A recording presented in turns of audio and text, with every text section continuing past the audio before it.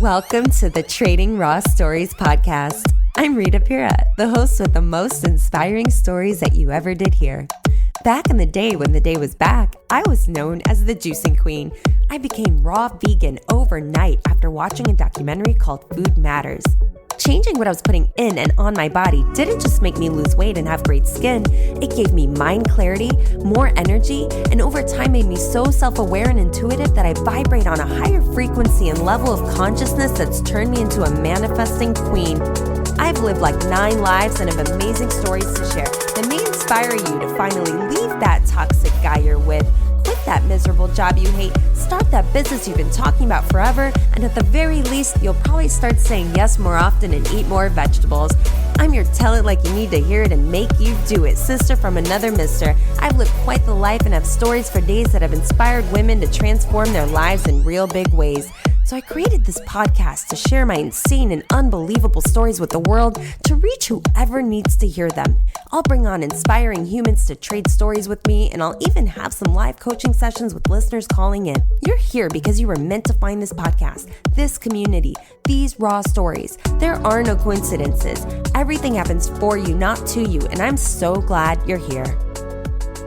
Welcome, Mr. Ron Interpreter, my shaman. I'm so my brain can't even wrap everything around all what happened this weekend in Palm Springs at the peyote ceremony that I got to experience. So we're going to get into that, but I wanted to welcome you properly to my freaking podcast. It's Trading Raw Stories. It's raw and real and no scripts, no pre-calls. You even tried to get on a pre-call with me and I was like, nope, we're not doing it because I don't want to plan things out or, I love things to naturally flow.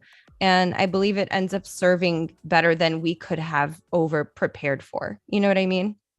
Absolutely. And thank you for the welcome. And to all your fans out there, to everybody's watching, hello, yate. And absolutely coming, off script really puts a person to be present with how they're feeling and how they're going to be projecting themselves. So 100%, I'm good. Yeah, good. Okay, I'm glad. I'm so happy. Okay, so first, I'm thinking we should talk about who you are. Let everybody know who you are. First of all, you're magic. That's all I want to say is you're magic. Thank you. I experienced the greatest healing I could have ever asked for in my lifetime through you, and I absolutely had to share you with the world. And the thing is that we'll get into it, what all happened this weekend and the whole thing. I'm thinking this is going to end up being like a 3-part series because it's so intense and so much to talk about. But I'm excited to get with you in person and record some episodes in person. I think that'll be even more. Absolutely. That'll be awesome. So let's talk about who you are, what you do, and then we'll get into what all happened this weekend. Absolutely. Well, here in terms of my lifetime here on Earth, I'm come from the Navajo traditions. I grew up in the Navajo reservation, and being there, I left around 18 to pursue my academic and professional career off the reservation. But during that time of growing up on the res, I grew up in a place where we had 6 square miles to manage. It's very isolated, very rural. And we lived really close to the earth. It required us to live close to the earth and with the elements. It was necessary, to be able to survive and able to exist. So for roughly 18 years, I was with earth, fire, wind, air on a daily basis and using it not only as a way to live, but as a way to interact with one another and all of the communities and peoples there. So we did it through ceremony, through different social things like that. And then I pursued my academic career in architecture and organizational development. So that's what I got my degree in. And to this day, I've been doing consulting work for the last 25 years. And then in the last 5-6 years, I've been doing life coaching. And in those 5 or 6 years, I would say in the last 2 years, I've been bringing the plant medicine work into my life coaching. So in a really quick nutshell, that's who I am. I have 3 beautiful kids, Amanda, Brent, and Roan. They're all adults. And I currently live in Phoenix. Nice. Well, I'm so excited for everyone to get to know you on a deeper level, on a spiritual level, on an energetic level, what I got to experience when I met you this past weekend in Palm Springs. So let's talk about it. The the funny thing is that my whole life and all my stories on this podcast are basically me following my intuition, me following the signs and the things that are coming my way and just saying yes and like trusting them and expecting them to work out in my favor no matter what. I don't hesitate to say like, oh, I can't take the days off from work. It's still a yes. I don't hesitate to say, oh, I can't afford it. It's still a yes, because I believe that it's coming to me for a reason. I have to explore it, and then it will serve me in some way that I cannot even imagine. And that's exactly what happened this weekend in Palm Springs. So funny story. I matched with a guy on Bumble and we didn't even meet. We just talked on the phone a bit and we texted, and we were going to meet. He's a nomad. So he just like ended up in California and told me he was going to this thing in Palm Springs for a plant medicine ceremony. He sent me the screenshot of it and I was like, can I come? I never even met the guy, Ron. Like we didn't even meet in person at all. I felt comfortable. My body, my intuition said yes, right? And so he sent me the information, and it was like $1,000 total, and I just paid it. And I was like, I guess I'm going to Palm Springs this weekend. And that's the story of my life. I say yes to things, I go with the flow, and magic happens. And truly, you are the magic that happened in my life because of this. Yes. So I'm really excited. Yeah. I'm so pumped to share you with the world. Oh my God. Okay. So then I get there, and the first day we're all like kind of hanging out. It's a beautiful sacred space. And there's a pool, there's a sweat lodge, there's a cold ice plunge, there's a hammock, there's so much space, there's plant-based food. It was beautiful. And when we were all just kind of hanging out, getting to know each other, then it was time for the sweat lodge, right? Then we got into the sweat lodge and did that. You led it. You brought in all the stones. Can you tell us a little bit about the sweat lodge, the way that it's I guess like in your traditions and what it's meant to do, and the singing, the drums, the chanting, all of that? Can you tell us about the story of a sweat lodge?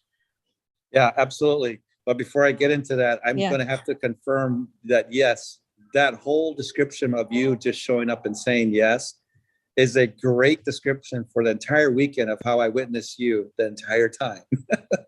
Showing up, saying yes, and just being in the flow of things. I always tell people that there's a statement out there that says, everything happens for a reason. There's that popular statement out there. Everything happens for a reason. What I tell people is to take that statement and find yourself in that reason. So what I tell them is find a reason for things that happen. And it puts you in a place of not only just receiving what the universe is giving you, but it puts you in a participatory place. It puts you in an invested place, saying, there's got to be something here for me. There's got to be something that's going to help me. There's something that's calling me to this place, but I have to look, I have to seek, I have to participate.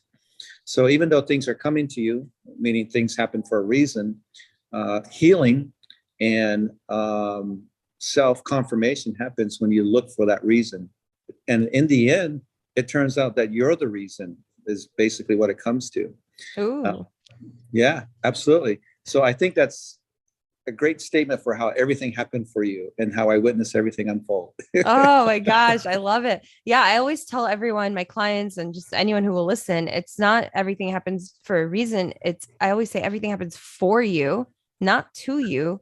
And when you look for the reason, you're absolutely right. When you look for the reason and you look for the lesson, it may be a year down the line, but it becomes so clear why that thing happened. And if you can find gratitude in the moment of it happening, especially if it's something that you're like, oh my God, why me? This is terrible.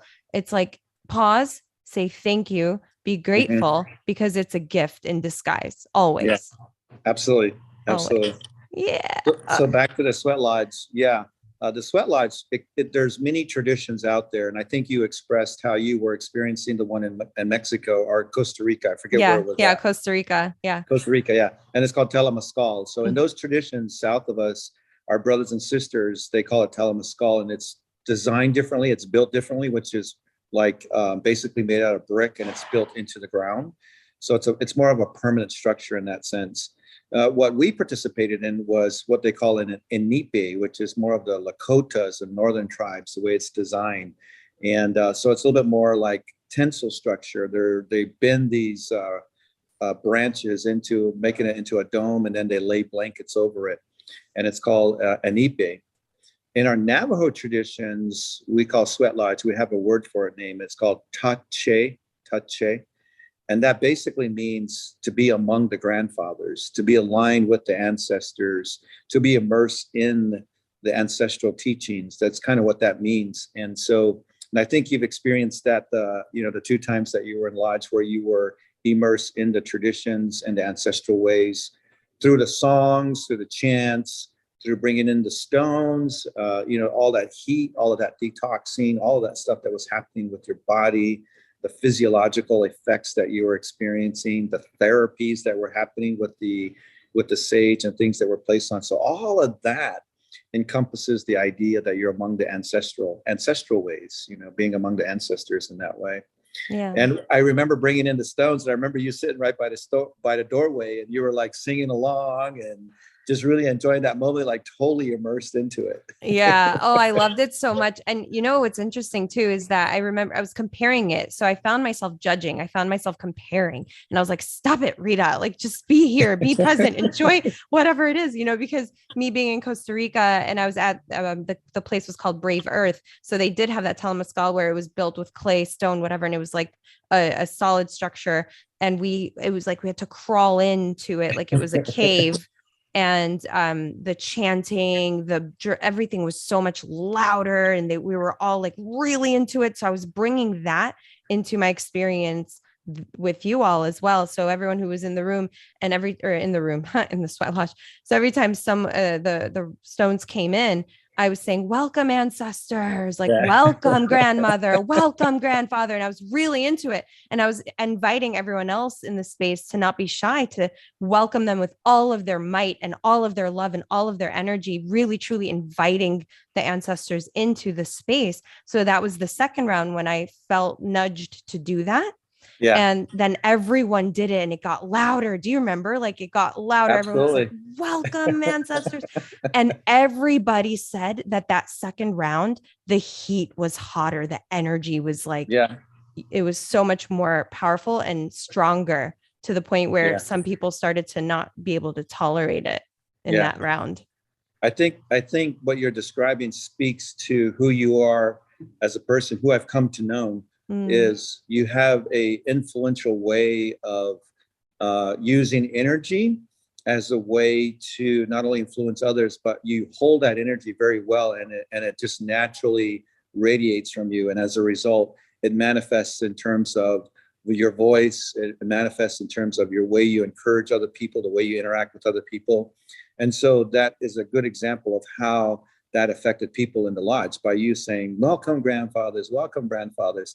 And it just gave everybody a permission to relax, to be in the moment, to be present. And when that happens, the body automatically opens up to receive what's going on. Mm-hmm. You're telling your body to say, yes, receive the therapies, receive this moment. And your body naturally goes into a welcoming state or an altered state, and just naturally starts getting these things into your body, into who you are mentally, emotionally. You start becoming present. So yeah, absolutely. I think was a wonderful way of how you initiated everybody to get involved. Oh my gosh. When you were telling me this right now about how you witnessed me and my energy and all of that, it reminded me of what you texted me about my Instagram page when you saw it for the first time. Yeah. So I'm curious, when you first went to the page, because you texted me in capital letters, wow. And then you commented on my energy radiating off the page. And then you said, do you remember? Should I read it off? You go ahead, read it. Okay. Yep. So you said, Let's see. Wow, you are beautiful. Your energy radiates off the page. And then I said, that's what people tell me about my energy. They feel it through my voice on Clubhouse and that they can tell my vibe on Instagram. Then you said goddess, warrior, nurturer, creator, cultivator, brilliance, synergistic, and love. And you said, what comes to me in this moment as I am present with your page. Wow. That and you said people have to know that authentic you, the divine that I see in you. That was really like that almost made me cry because I feel so seen, and you got to experience all the sides of me this past weekend, from the bratty inner child to the free spirit that doesn't want anyone to tell her what to do and has zero structure in her life, to the empowered, cleared, healed version that you had a lot to do with, which we'll get into in a few minutes, I'm sure. But can you tell me like what all that came from? Like just what's coming up for you right now in this moment? Well, I express myself fully to people when I see them, and I think it's really important for people to hear these things about who they are. It's really important. In our Navajo ways and the way that we exist, and the way that we communicate with the world, interact with the world, the last thing that leaves us is our voice. The last thing that leaves us is our expression that comes out in vibrations and frequencies, which we call language or voice. And in Navajo, the tongue is called so, which means the divine place, the divine tongue, the divineness of who we are. So the divinity of who we are, when it leaves us in a voice, and it then radiates out into the universe. And that radiation, that vibration then connects with all of those things that is out there in the universe that are recognizing the words we're using and the emotions that come with it and the insights. There's an intellect of the words that we use. Every word has a spirit, just as much as every plant has a spirit. Every stone has a spirit. Every animal has a spirit. Well, our words carry that too as well. There's a spirit, there's an intellect behind it when it's sent out. And when people hear it, it affects them in a way that will either influence them, expand them, or it will bring them to a place of hardship and challenges. So we got to be really careful what we say and how we say it. The other thing about that too is, when I see that in you, I see it in myself because I recognize those things. I know what those things mean authentically. I know what a goddess looks like. I know how a warrior feels. I know how all these words that I use, because it's within me. If I can see it in you, I automatically see it in myself. And I hold truth to that too as well. And we speak that in those ways. So it's a deeper connection that we have in Navajo traditions. We have a deep connection in relating to people, and we got to make sure that we're seeing those people in that way and making sure that we're authentically showing up for that individual too as well. So that's kind of how that works. And when I saw your webpage, your Instagram, I was like, wow, this is really beautiful. This is very captivating, you know. And so that was my first response. Well, I appreciate that. I really, it's beautiful what you said. I had to write it down when you said, to hear about yourself or to hear the words from other people, that they carry spirit as well. It's not, and I always say that, emotions are energy in motion, right? And so when you do call something out to somebody, it's not just a words of affirmation, it's emotional affirmation when it's something about that person, as their soul, instead of just, oh, you're beautiful, you're a goddess. It's no, you are, strong, or you are powerful, you are a warrior, you are this. I see, like, making people feel seen for who they are on a soul level. I call that emotional affirmation. And Beautiful. yeah, it's because I noticed that when someone would compliment me, oh, you're beautiful. And I'm like, oh, thanks. Okay, that's great. But no, it's when someone really sees me as a soul and Hmm. who I am in this world, how I'm showing up, the service that I'm providing or the offerings that I bring while I'm here on this planet. And that's why you said like your energy's radiating off the page because it's all positive, loving energy that I'm putting out. And so Absolutely. you're receiving it, you're feeling it, which Absolutely. is affirming essentially that, what I'm doing is congruent, it's matching. So that Yeah. feels really good to receive. Thank you for that. You're welcome. Yeah. Mhm. So in Navajo traditions, everything's always expanding the universe. Everything that is being seen, everything that is being offered is all leading to the expansion of the universe. And so it doesn't matter if we're in person with one another or if we see a photo or we're seeing, in this particular case, a website. There's an energy that's being transmitted out into the world as we go through these different locations, images. And so that energy is what is really important. So if we're going to be conveying ourselves, we try to convey ourselves in the most authentic way as possible so that we can communicate with others. But most importantly, when we are gifting this to the universe, see, this energy is coming off the page, it's coming off the computer, it's coming off the screen, and that's a contribution to the universe.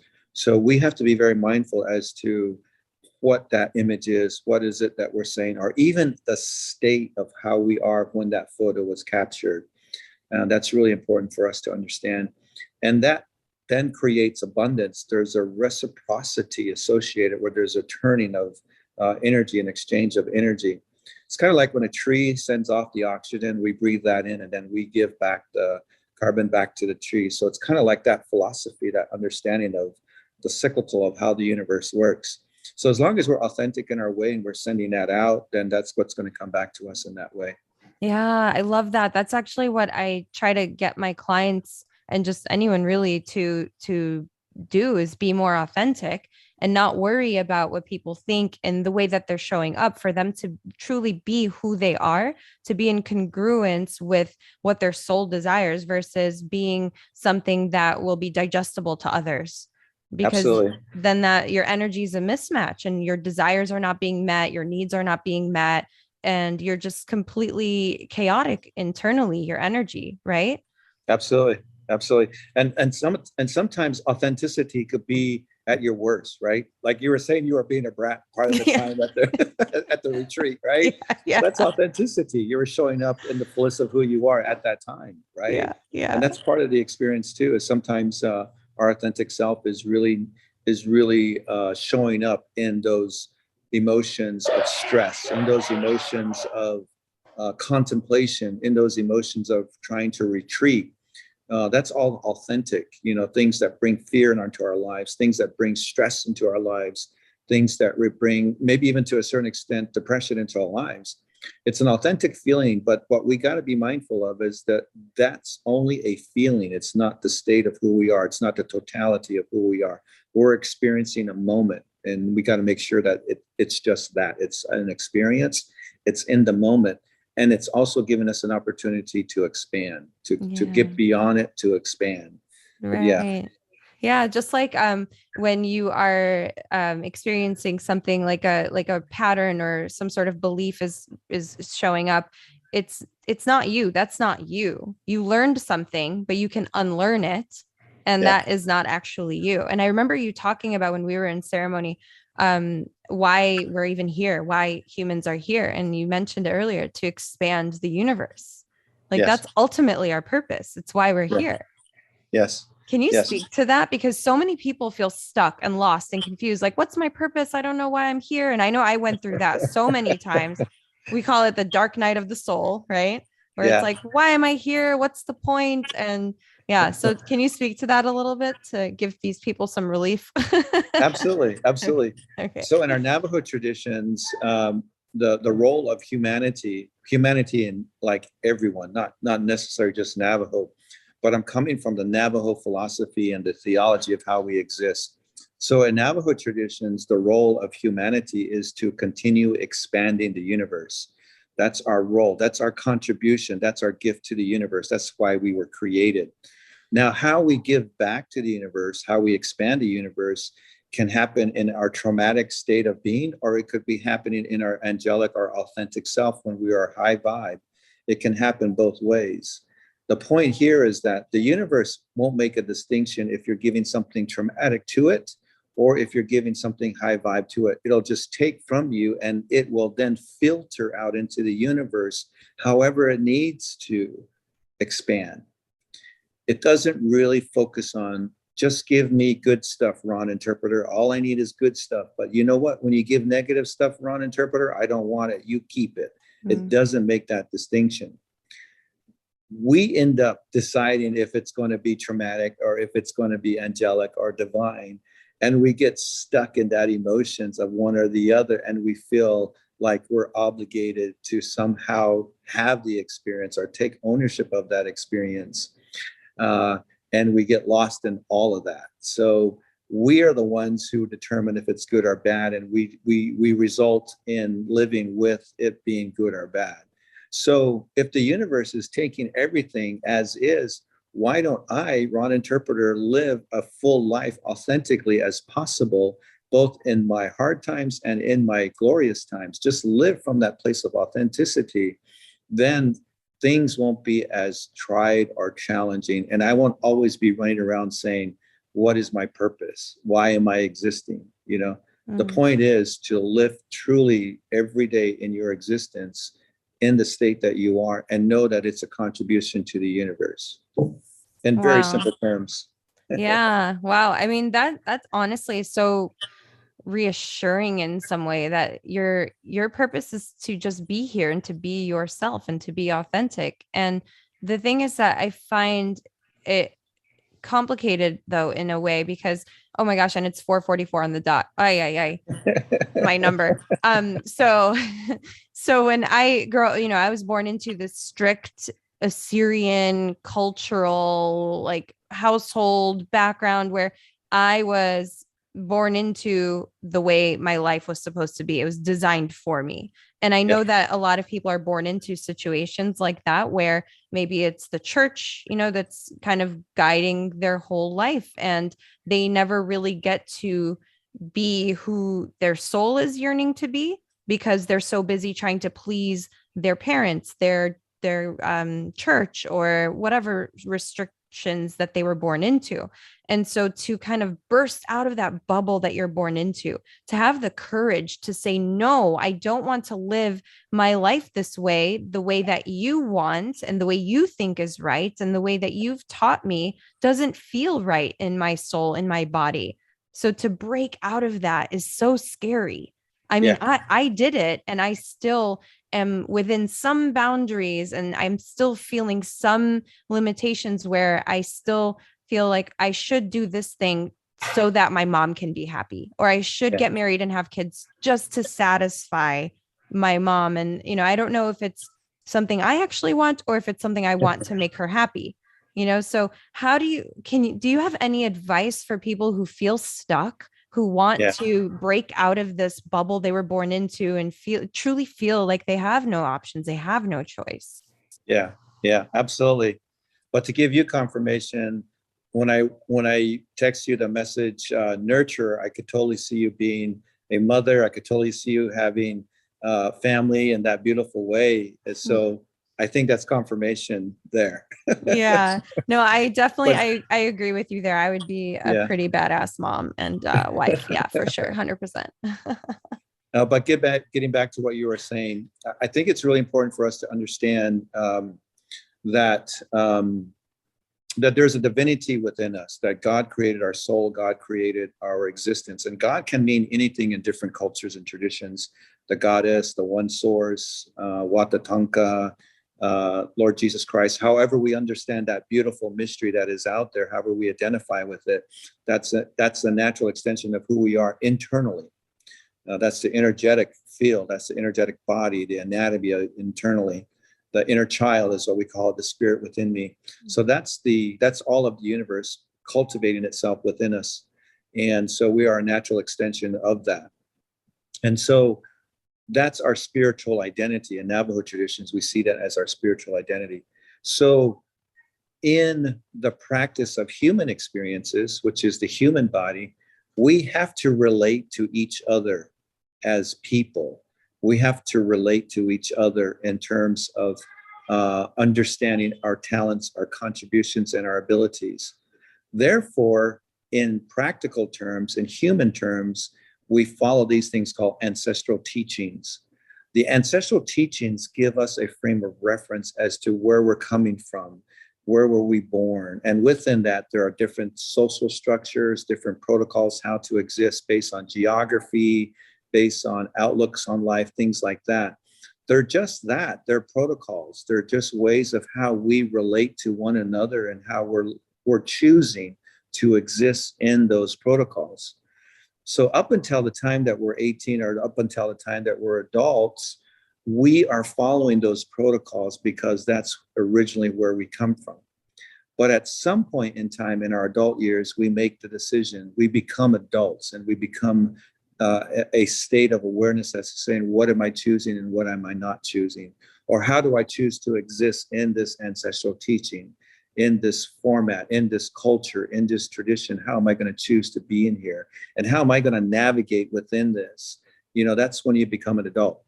That's where, when you become an adult, that's when your spirit comes alive. That's when your spiritual self and your human self align. That's when that happens. Up until then, you know, your spiritual self is already existing. Your human self is trying to catch up. It's trying to understand. But once they align, now you can exist as your authentic self, the desires, the divinity of who you are, and you match that up with the different protocols and the ancestral teachings that you're going to be living as a human being. And that includes religion, faith, culture, all those things. Even in contemporary terms now, we're talking all of the isms, all of the health practices, the wellness practices, all of that. That's when they align. And then we just grow, and we're ever evolving too. We're always changing. 10 years from now, you're going to have something completely different, a different outlook on life. I'm going to have a different outlook life in 10 years, even 5 years, even a year from now, it's going to change. Yeah. But we have to make sure that we're aligning the human experience with the spiritual experience. We have to understand that those are paired up. Yeah. I mean, you're right. Absolutely. Like, your life can change in a freaking weekend. I'm living proof of that. Which, you know, it's so funny is that we're like, oh, we have to do a podcast to talk about this experience and the ceremony and all of that, the plant medicine and my experience and what all happened. And then you see how it ends up being something else to serve people in ways that we didn't even, that's the magic of allowing things to flow. And that's why I don't have a list of questions I want to ask you or bullet points of things that I want to make sure that we hit on, because it will unfold as it's meant to. I wanted to talk about the 7 questions thing that you had me do. I wanted to talk about the massage, the energy body work, the massage that you did on me, and how you felt called to offer that to me out of nowhere. And you haven't done that on anyone in 2 years.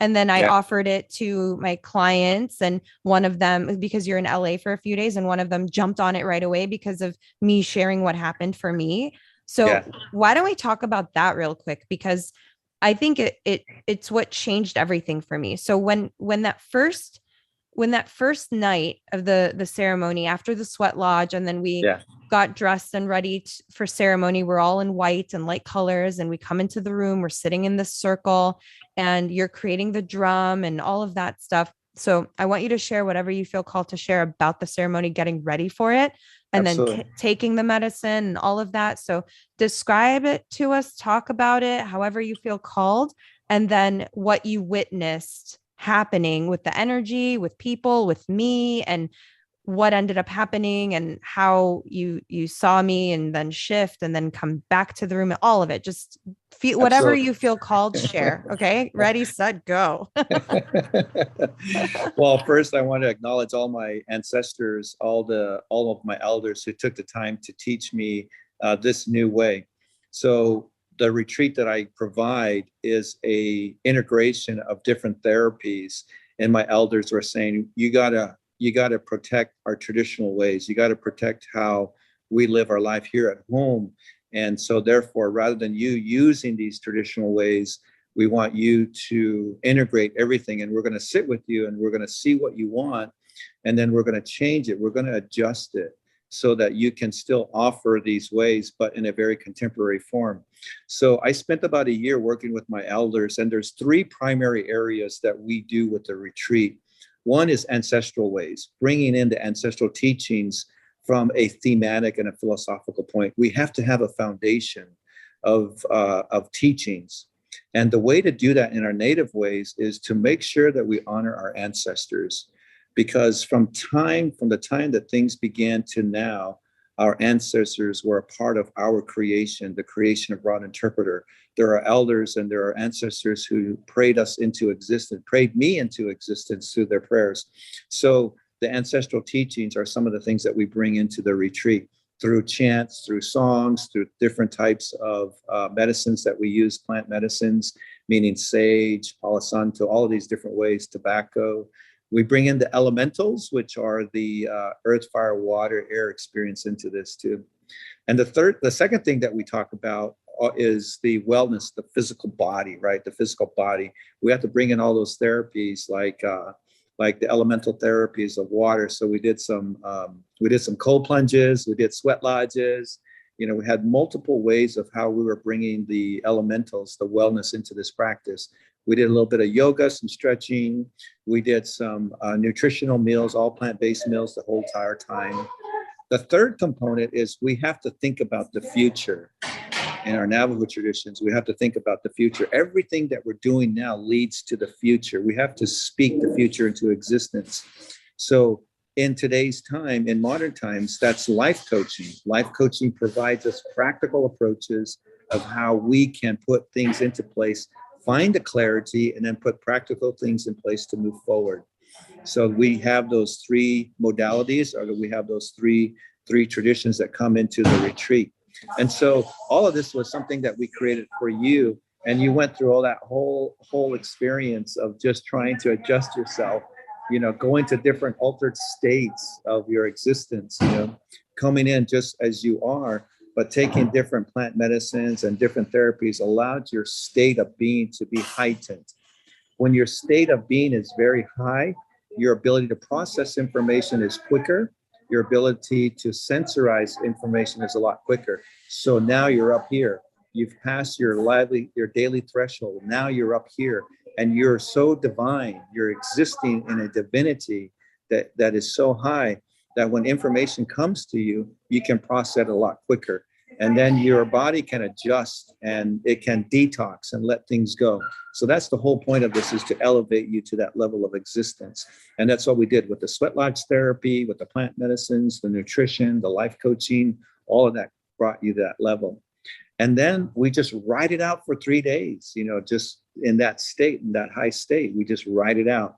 We give you talking points. We give you consultations. We give you ways just to process the information that is very healthy for you. And this is how we did it in our ceremonies, of how we grew up.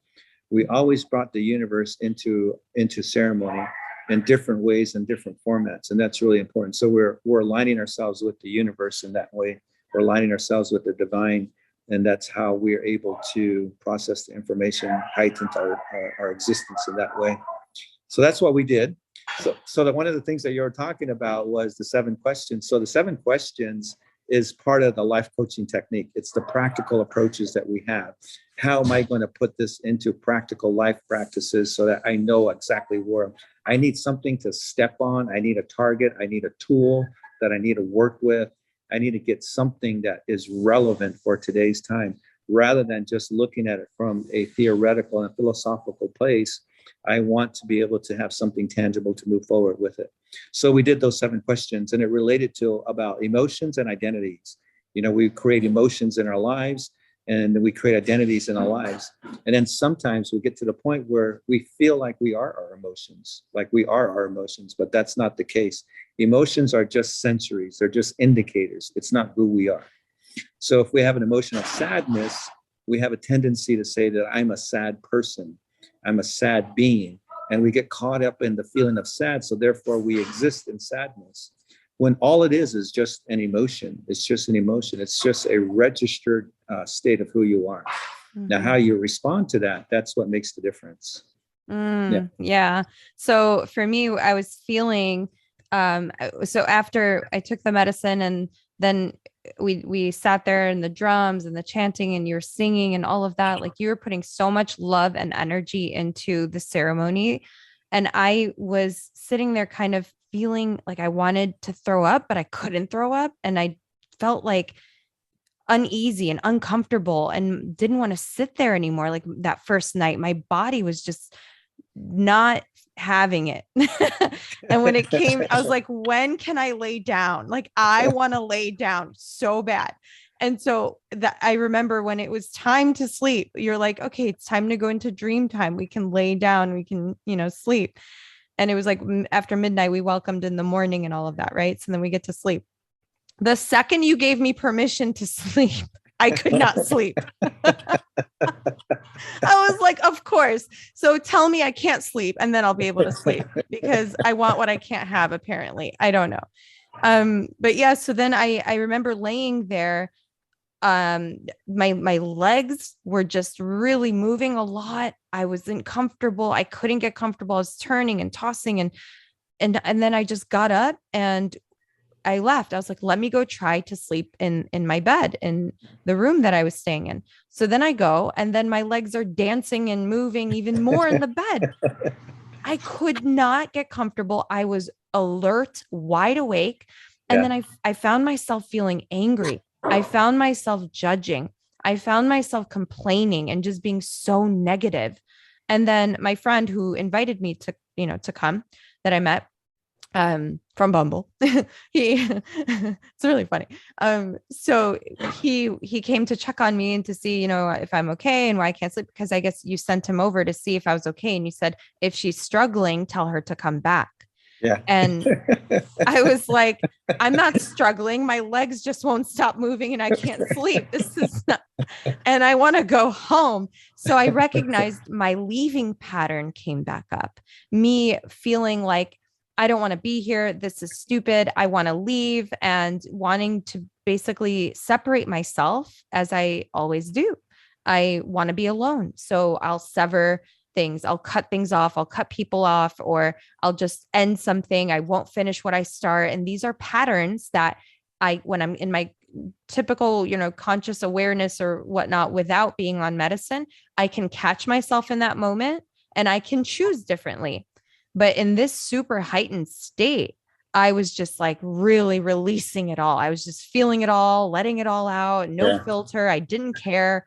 And so when you came over to check on me, I remember you standing there and I just let it all out even more. I was like, and I felt so bad. I felt like I was being such an asshole to you, but I was just being me, right? Like, yeah. In that moment, I think it was a very beautiful moment to witness you in that state. And the reason why I say that is because for me, going through ceremony and facilitating ceremony and witnessing people over the last few years, those states of beings when you were at that moment, you could see the energy releasing. You could see this, all the trauma that you were experiencing up until that moment, you were processing it. Your body was processing it. Energetically, you were processing it.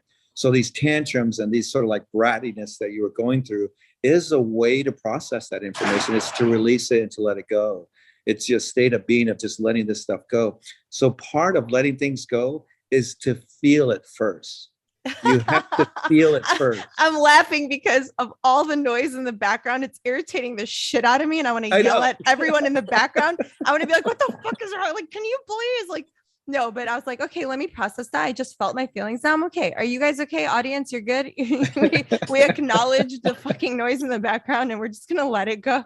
I apologize. I'm like in a public area. No, I know. Yeah. And it's totally fine. Cause this was very like, we were just going with the flow. We're like, we have to do this and we want to do this right away while we're still in the energy of the ceremony and and all of that. But it's really funny because, you are at some place where you are about to do like a blessing or a ceremony at too. So Yeah. which is really cool. So Yeah, I'm here in LA. We have a couple of ceremonies that I'm hosting, so I'm a little bit in a public-private place kind of a situation. But that's okay. yeah. Yeah. Let them. But getting back to what you were saying, Mhm. in order to process energy, in order to process trauma, in order to process even expansion and abundance, it's all energy, right? Trauma is energy, abundance is energy, our desires, our passion, everything is energy. That's how we see it in Navajo tradition. So, in order to understand energy, in order to process, we have to feel it. That's why feelings and emotions are really important. We Mhm. were given by God, we were given by the divine, the element of feeling, of emotions. And emotions gives us a state of being to process things. So it gives us a state. So that's what happens. You have to feel it first. And once you feel it and you register the emotions, then you can start working with what it is that you're having and what you're dealing with. And that's Right. exactly what was happening in that hallway when you were like, That's how I was. that's all I heard was, it Oh my God, it's was so funny. beautiful though. It was great because I knew you were Man. processing. I knew you were going through that whole process, right? Yeah, I was Yeah. pushing everybody away. Everyone was trying to help me and be there for me. And I was like, go away, leave me alone. Just leave me alone. I wanted to be in that bed by myself and I didn't want to come back out and be in that space. It just, I was being this bratty lone wolf. Leave me alone. I don't need anyone. I don't need you. Go away. I don't need this. I just want to go home. Like that has been my pattern. And it comes from my childhood too. And Yeah. these 7 questions that you talked about, that you did a workshop with everybody and then one-on-one with me, it really opened my eyes to notice that the piece that I was missing from my childhood, as nurturing and loving and giving and supportive as my mom, my family was, I still didn't receive words of affirmation and I didn't receive emotional connection, like a real Yeah. connection. And I could, an example would be, my parents are my mom's from Syria, my dad's from Iraq, Syrian people. And I was first born in the United States. So they came to this country learning, trying to do the best that they possibly can, right? The words I love you were not in their vocabulary. So Yeah. for me growing up needing to hear I love you or to be held and to be complimented or affirmed rather than compared to so and so got married and you didn't get married, like different things like that. I'm like, yeah, but did so-and-so buy their mom a house? Did so-and-so buy their mom a car? Like, come on, can we trying to buy your love here, woman? No, I'm kidding. But the thing is that when you notice the things that you were lacking in childhood, which is what these 7 questions show you, what you are not getting is what you are trying to create in your life and what you are Absolutely. craving. Yeah. So making that connection and then looking at, oh, wow, that is what I'm doing with my life. That is what I'm doing to serve. And that is what I'm craving. But why am I then pushing people away? So having that aha moment in that first night, that was so like, I called it a nightmare for myself, but it was a freaking nightmare. And I became a walking nightmare. So then when you came back a couple of times to get me to come, you're like, Rita, you need to be with the fire, like come and be with the fire. And it's funny because my sign is Sagittarius. I'm a fire sign. I'm fascinated by fire. I love staring at fire. And I was at a festival not too long ago where I sat with fire and I just stared at it for hours. Like I really, truly love fire. So for you to tell me, come be with the fire, and I didn't get up running over toward the fire, that says a lot about how deep I was in my dirty diaper. Like I just did not want to leave. And I just want to stay in this funk. And I can understand people that are feeling, negative or sad or angry. They want to stay in that because it's so easy. It's easier to stay in that, right? It's comfortable. We know what it is. And we Yeah. can rely on those feelings because we know what's going to happen. We know what the repeated pattern is going to lead to, and we can count on it. Yeah. And so as human beings, we have to have confirmation. It's important for us to have confirmation. So we subconsciously can look at bad behavior or repeated unhealthy behaviors as a consistency, and we know what's going to happen. So subconsciously, it's something that we keep ourselves in. Mm-hmm. What generates fear is the unknown. We don't know what that is. So to get into the unknown and to understand the unknown, we have to identify or bring the spiritual self, the inner child. We have to connect to that, and we have to think and process all that information from the inner child. And so that's where the deep work comes in. In different therapies or different modalities that are out there, it always talks about going inward, finding that self inward, find that divinity. Yeah. And so the way that the retreat's set up is all these 3 different therapies and modality alters your state of reality to get even closer and deeper into your spiritual self. So now you're relating to your bodily emotions and everything from a spiritual sense. Yeah. And that, yeah. Wow. Yeah, that's so true. Oh my gosh, so much of what you're saying is like, oh my God, I say that. Oh my God, I teach that. Like, should I be a shaman now? Damn it. No, I'm kidding. Shaman Rita the interpreter. No, I'm kidding. Imagine that. That would be so funny. No, but I was telling you, like, oh, take me under your wing, teach me your ways, like train me. I want to adopt some of this and apply it to what I'm doing with my clients. And that's even how the idea of us working together even came about, because there's an undeniable connection here between the two of us, and getting into the healing, the experience on the table, which we'll get into in a second. I swear, I promise you guys it's coming. But see, this is why I was like, this is going to be a 3-part series for sure. But the whole thing with us doing a retreat. So we are wanting to set up a like mini weekend retreat the first weekend of every month, starting in June. So and that all the details will unfold. But if you're listening and you are feeling called and interested in your soul, just listen to your soul. Don't think about how much it's going to cost or when it is, and check your fucking calendar. If your soul is like, oh, I want to go, oh my God, this is going to be amazing, then just DM me the word retreat, and I will send you the link to get on the wait list. And when everything's all created, we'll get there. But just like act on it. Trust your intuition, say yes, go with the flow. Don't talk yourself out of things, because that's your ego and your fear trying to talk yourself out of the uncertainty, because, ooh, I don't know. Okay, I'm telling you, I know. So just do it. Okay. We'll see you again.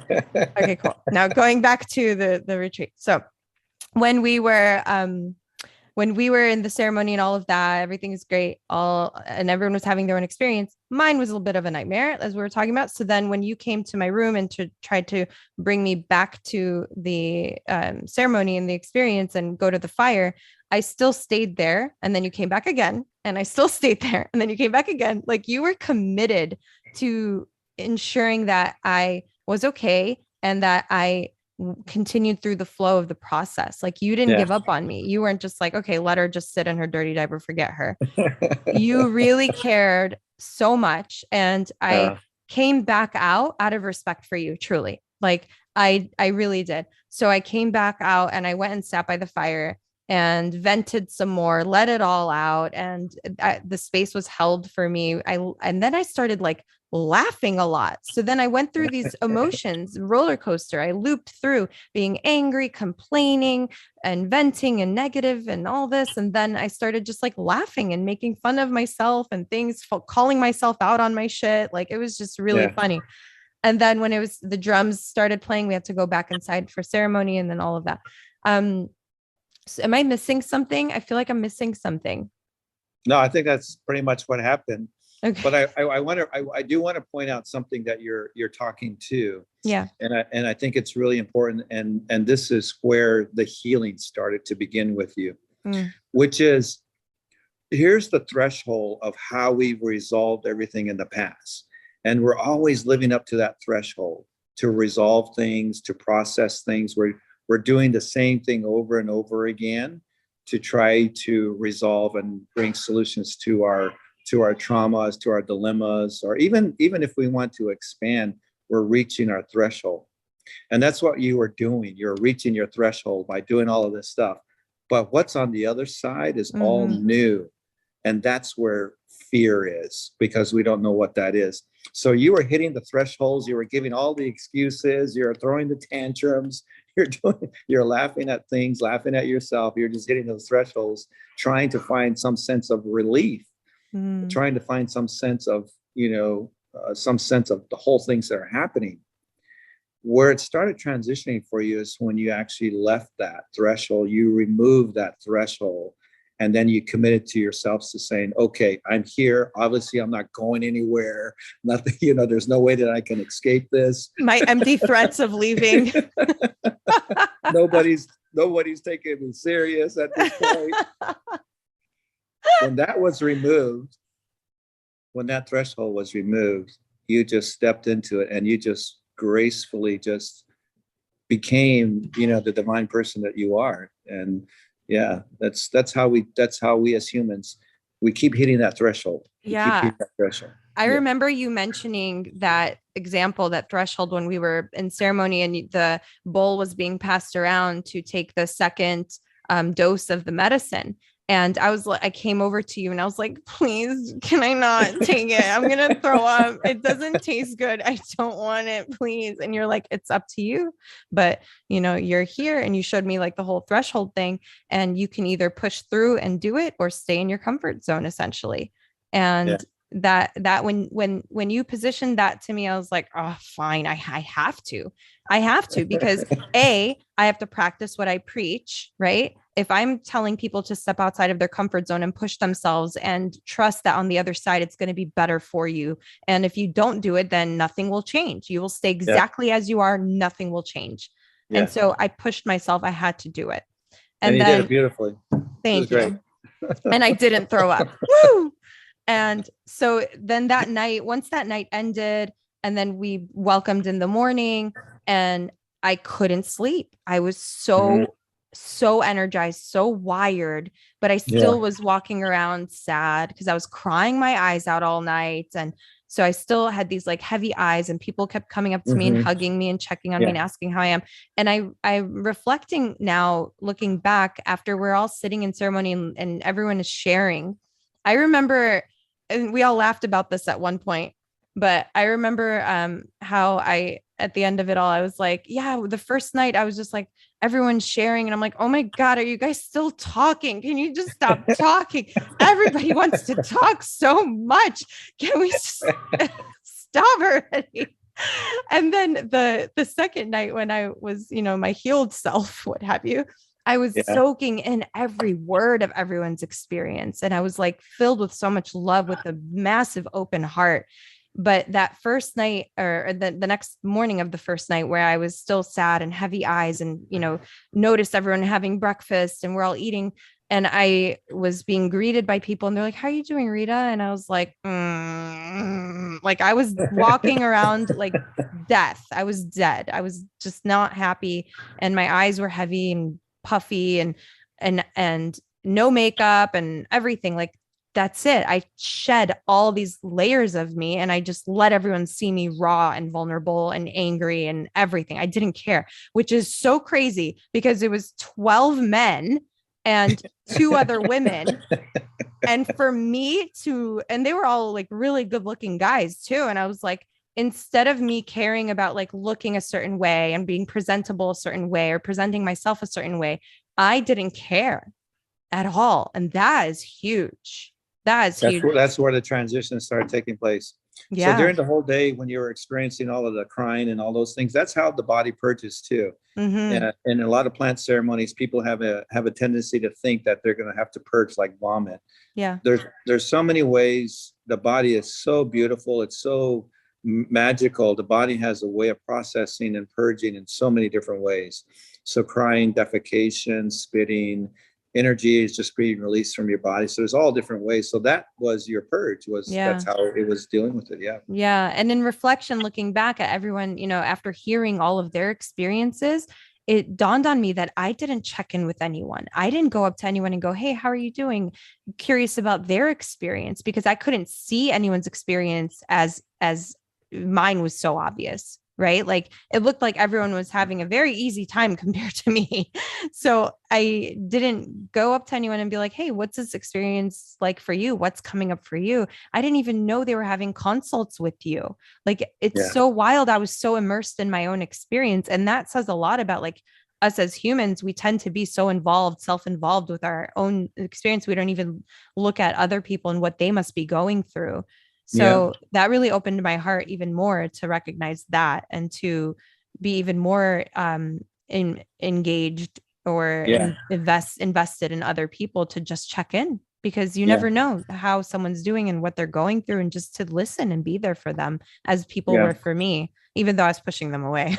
But anyway, so then the next before we continue, I got a notice on my phone that my battery's about to die. Oh no. Yeah, I'm kind of, let me double check here real quick just to see where I'm at. Okay. All right, just give me 1 second. Okay.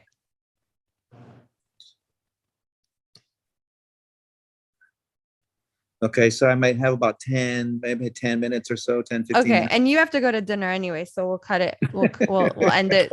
We'll end it soon. We'll give people excitement for the next podcast. Yeah, we'll cliffhanger them.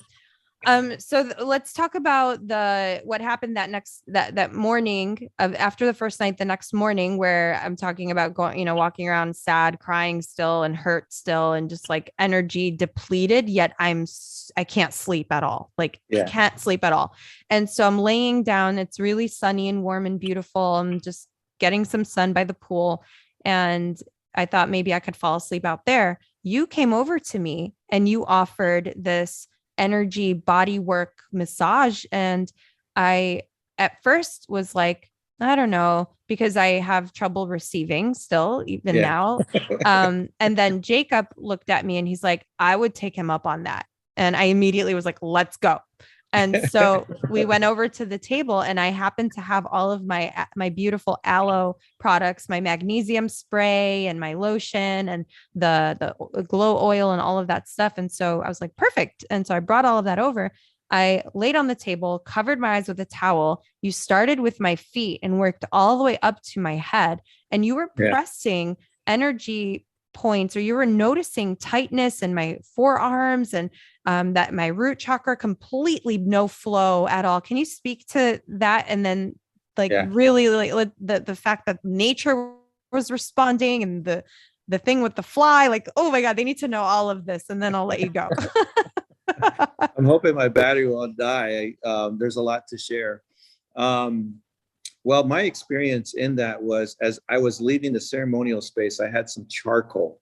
We were using charcoal all night to burn cedar and things like that. So I was headed to the fire to properly let it go, to empty it out.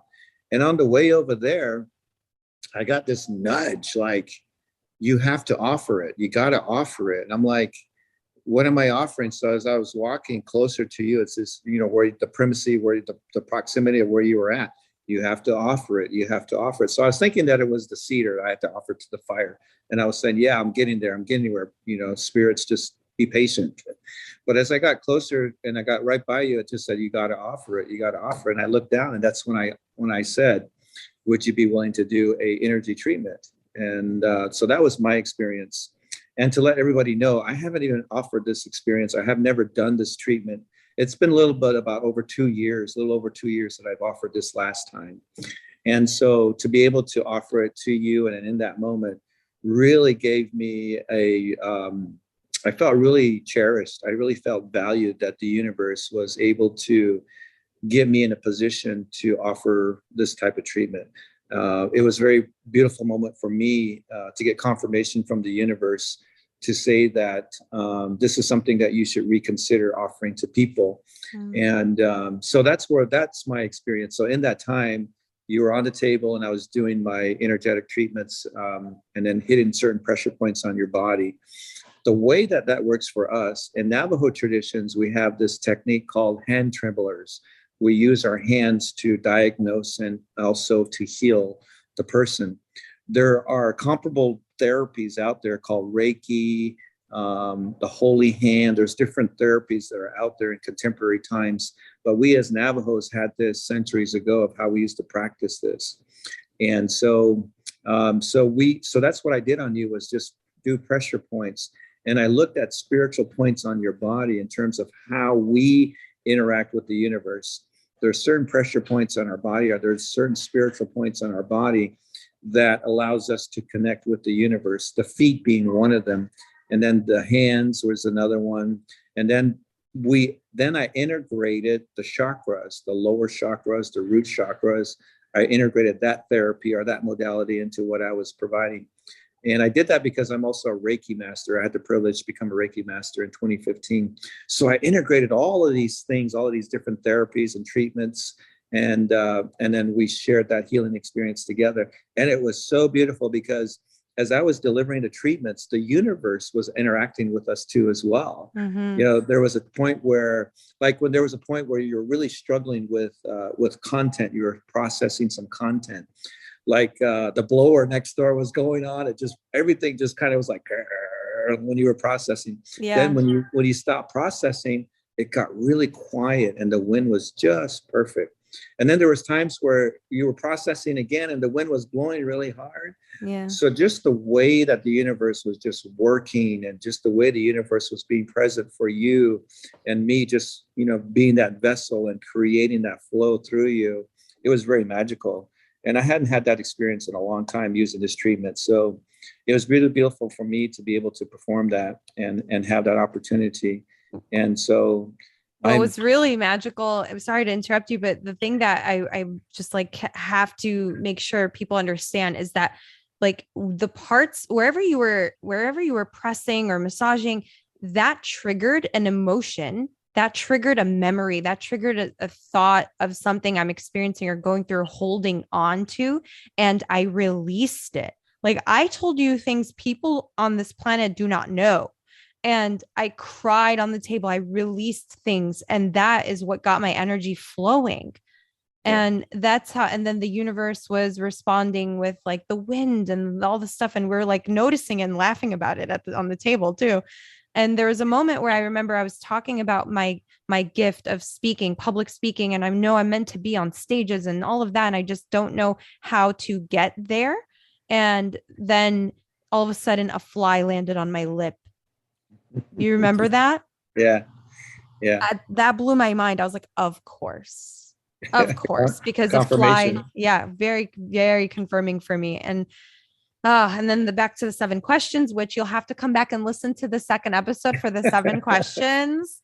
Sorry, not sorry. And then we'll talk more about day 2 and delve into that. But this energy treatment that you did on me allowed me to release things that I didn't even know were still there. The places that energy was not flowing is now flowing. And it allowed me to have the deepest sleep of my life. And then I was ready for day 2 ceremony. I was there, very present, very happy, smiling. People were saying I was glowing. And it just was like a miracle. You are magic. You are absolute magic. And that's why I was like, I have to share you with the world. And I'm so excited that we're going to do a retreat every single month, first weekend of the month. It's going to happen. We have to. Absolutely. And you will offer this treatment. We will do yoga. We will have coaching in a group setting. We'll have coaching one-on-one, and it'll unfold, and we'll see what other things that we end up offering. But I'm really excited about this. And we even had the idea of taking it on the road. Like we can be in a different place every month and just offer it like that. It'll be like a membership kind of thing. Absolutely. And I want to speak to influences, right? We talked about how we're always expanding the world and how we're expanding the universe. And we do this through the relationships that we have with people, through our professions, through our roles as being parents, our partners. There's always these different ways of how we're always expanding the universe. And I just want to take a moment to express how much you have been influential into me as bringing this treatment back. And I was at the beach today. I was at the ocean today, and I was meditating on what this really means. And I wanted to get reconfirmed with the universe as to, is this an appropriate thing for me to do? Is this something that I want to offer? Do I want to really get back into this form of treatment? And the answer was yes, yes, yes, every time that I asked the question. And so I want to speak to you in terms of your healing, the healing that you are experiencing influenced me as a practitioner to really think about bringing this back. And it really speaks to my mission and purpose of witnessing humanity's healing. That's the main reason why I do this, is because I want to witness humanity's healing in different ways. And this just gives me another way to offer that, you know, besides life coaching and the retreats. I can offer this treatment now, and it'll help influence the expansion of the universe. And I just wanted to say thank you for saying yes to that treatment, because it really fills my heart that, you know, you're the person that brings it back. And the other reason why I say that is, in Navajo traditions and in many Native American traditions, it's the female that brings the medicine in. It's the female that offers the medicine. And so I just wanted to say thank you that you represent that too as well. So I appreciate you that way. Oh, I'm so happy, because I remember when you finished with the treatment, I'm laying there and I'm like, I looked you straight in your eyes and I said, you didn't have to do this. Like, you spent an hour, maybe more, on me, and your time, your energy, all of it that you've been pouring into all of us at this event, right? At the ceremony, and me on the table and all of that. And I said, how do you receive? Who's pouring into you? Who's giving into you? And to know that you received something in return, like that's magical. That's the thing of giving, right? You give and then you receive right back times 10. Absolutely. Yeah. Absolutely. And I'm so grateful that I followed my intuition. I said yes. I ended up at this ceremony. I got to experience something I never would have otherwise. And I am different for it. I'm feeling clearer than ever. I'm more confident in who I am, why I'm here. The clarity that I was there seeking, I got in a different way. Mm-hmm. And now I'm moving forward in my life in a direction that I didn't even see coming. And that's the beauty of just going with the flow and trusting your intuition, saying yes, and then letting things unfold, not fearing the uncertainty, but welcoming it with excitement. Like, it's the same energy, right? It's whether you fear something and you worry about it, or you transmute it into excitement and you welcome it. So going back to our introduction, be the reason for why things are happening. Become the reason for why things are happening. I love that. Look at full circle moment. This was so fun, Ron. Oh my gosh. I love you. I love this. What a great, fun, uplifting, energetic, exchange of sharing the story. And that's the whole point of this podcast, Trading Raw Stories. Maybe you become my co-host and we just end up doing this from now on together. Love to. Absolutely. That would be so cool. I love it. Well, I'm going to let you go before your battery dies on us. I knew it wasn't going to, because the universe wouldn't allow that to happen. This had to at least come to a close in a beautiful way. So everybody, just to wrap it up, I want you to connect with Ron. His Instagram is Ron_interpreter. And I want you to DM me and reach out to him, follow him on Instagram, connect with us. There are going to be more episodes coming so that we can fill you in on more of the details. We'll share the 7 questions with you, and we'll talk more about the retreat. DM me the word retreat to learn more. And Ron, any last words? I look forward to more opportunities of expanding the universe with you. And to those who are out there, I am looking forward to the opportunity that we can connect and find your divinity, find your purpose. But most importantly, I would love to be the instrument to help you find the reason why things happen for you.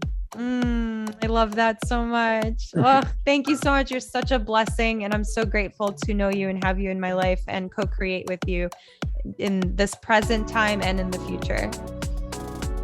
Enjoy your evening, my friend. Bye-bye. Bye.